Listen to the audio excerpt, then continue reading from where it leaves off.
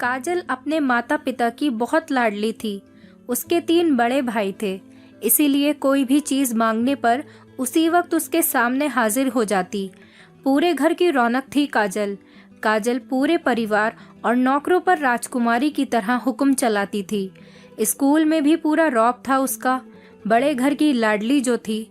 धीरे धीरे वक्त गुजरता गया और काजल स्कूल से कब कॉलेज में आ गई पता ही नहीं चला। कॉलेज में उसके ठाट बाट, बड़ी गाड़ी में आना जाना, हर दिन नया फैशन देखकर उससे हर कोई दोस्ती करना चाहता था। थोड़े ही दिनों में उसके बहुत सारे दोस्त बन गए। पूरे कॉलेज में उसकी अपनी ही एक पहचान थी। इन दिनों उसके घर पर उसके लिए एक रिश्ता आया। खानदानी लोग थे और उनके साथ पापा की पुरानी जान पहचान भी थी। काजल के साथ कोई जबरदस्ती नहीं थी, पर काजल ने फिर भी हाँ कर दी, क्योंकि वो अपने परिवार से बहुत प्यार करती थी। वो जानती थी कि वो लोग उसका अच्छा ही सोचेंगे। लड़के का नाम राज था। राज काफ़ी पढ़ा लिखा और समझदार लड़का था। ससुराल वाले भी बहुत अच्छे थे। ससुराल में काजल की जगह वैसी ही थी जैसी कि उसके मायके में। कोई भी काम काजल की सलाह के बिना नहीं होता था। सबकी लाडली बहू बन गई थी काजल। फिर उसके घर एक बेटे का जन्म हुआ। राहुल काजल को जान से भी प्यारा था। पोता पाकर ससुराल वाले तो फूले ही नहीं समाते थे। काजल कभी कभी सोचती थी कि उसकी किस्मत कितनी अच्छी है। उसका हर अपना उससे कितना प्यार करता है। चाहे जीवन में कैसा भी समय आए, मेरे अपने हमेशा मेरे साथ हैं। मैं कभी अकेली नहीं हो सकती। कितनी खुशकिस्मत हूँ मैं। पर शायद काजल की खुशियों को उसकी अपनी ही नज़र लग गई। एक दिन वो मायके जाने की जिद कर बैठी। राज को बहुत काम था, लेकिन वो फिर भी उसे लेकर गया। रास्ते में उनकी गाड़ी का एक्सीडेंट हो जाता है। काजल, राज और राहुल बहुत बुरी तरह से जख्मी हो गए। काफ़ी दिनों के इलाज के बाद राज और राहुल तो ठीक हो गए, लेकिन काजल पूरी तरह ठीक न हो सकी। सर पर चोट लगने के कारण वो अपनी आंखों की रोशनी खो बैठी। अब काजल की किस्मत जैसे उल्टे पांव चलने लगी।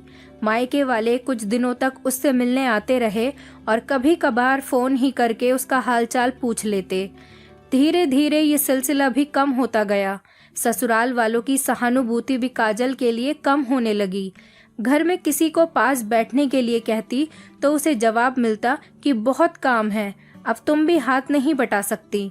राज भी बहुत चिड़चिड़ा सा हो गया था। बस राहुल ही था जिसके साथ वो हंसती खेलती और अपना वक्त गुजारती थी। एक दिन काजल के हाथ से कुछ सामान गिर गया, जिसकी वजह से राहुल को हल्की सी चोट लग गई। काजल के सास ससुर ने राहुल को उससे अलग कर दिया कि कहीं उसके ना देखने की वजह से बच्चे का कोई नुकसान न हो जाए। काजल अंदर से टूट चुकी थी। एक दिन उसने सबके सामने मायके जाने की इच्छा रखी तो राज उसे तुरंत मायके छोड़ आया, जैसे कि वो सभी यही चाहते थे। लेकिन राहुल को उसके साथ नहीं भेजा गया। काजल कभी राहुल से दूर नहीं रही थी, पर अपनी कमी के कारण उसने ज़्यादा बहस नहीं की। काजल को लगा कि वो 3-4 दिन रहेगी तो थोड़ा हवा पानी बदल जाएगा, क्योंकि वो बहुत दिनों से कहीं बाहर भी नहीं गई थी और घर वाले भी इतने दिनों बाद उसे देखकर कितने खुश होंगे। काजल के घर पहुंचने पर सब लोग बहुत खुश हुए। खाने में सब कुछ काजल की पसंद का ही बना था। उसने अपने मम्मी पापा और भाई भाभीयों से दिल खोलकर बहुत सारी बातें की। उनके छोटे छोटे बच्चे भी बुआ के साथ घुल मिल गए थे। रात को सोने के वक्त जब वो कपड़े बदलने लगी तो उसे पता चला कि उसका बैग तो बहुत भरा हुआ था। वो सब समझ गई कि उसका सारा सामान उसकी भाभीयों ने आपस में बांट लिया। वो बहुत उदास हो गई। कुछ दिनों तक तो सब ठीक रहा, फिर जैसे सब बदलने लगा, सबका व्यवहार बदल रहा था। वो लोग जैसे थक चुके थे उससे। सब लोग घुमा फिराकर बस यही पूछने लगे कि राज कब आ रहा है उसे ले जाने के लिए। वो हमेशा बहाना बना देती, जबकि वो जानती थी कि उस घर में अब उसके लिए कोई जगह नहीं। आए दिन काजल से चलते वक्त कुछ न कुछ नुकसान हो जाता। थोड़ी बहुत टोका टाकी उसे सुनाई देती, लेकिन वो टाल देती। एक दिन उसके हाथ से लगकर एक कीमती फूलदान टूट गया। छोटी भाभी ने बहुत हंगामा मचाया। काजल के माता पिता रोज रोज के झमेलों से तंग आ चुके थे।